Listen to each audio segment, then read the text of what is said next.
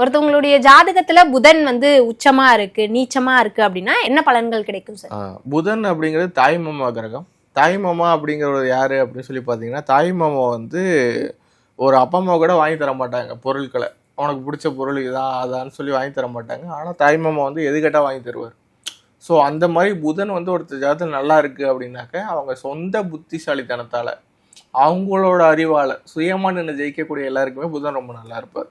So இப்போ மீடியாவில் ஒருத்தவங்க இருக்காங்க, அவங்க மிகப்பெரிய பிரபலம் அடைகிறாங்க, மிகப்பெரிய அளவில் வெற்றி அடைகிறாங்கன்னா கண்டிப்பாக அவங்க ஜாதகத்தில் புதன் ரொம்ப நல்லா இருப்பார், நம்ம உறுதியாக சொல்ல முடியும்.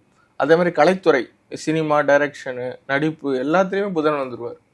ஸோ என்ன சார் எல்லாத்தையும் புதன்னா அப்புறம் மற்ற கிரகம்லாம் எதுக்கு அப்படி சொல்லி கேட்பாங்க. நான் என்ன சொல்கிறேன்னா, புதன் ப்ளஸ் சனி இருந்தால் டைரக்டர், புதன் ப்ளஸ் சுக்கிரன் இருந்தால் நடிகர், புதன் ப்ளஸ் சந்திரன் இருந்தால் அவங்க கொஞ்சம் இரண்டாம் நிலை நடிகர்கள், மூன்றாம் நிலை நடிகர்கள், அந்த மாதிரி அவங்க லெவல் கம்மியாகுமே தவிர ஆக மொத்தம் புதன் இருந்தால் நடிப்பு, திறமை, கலைத்திறமை.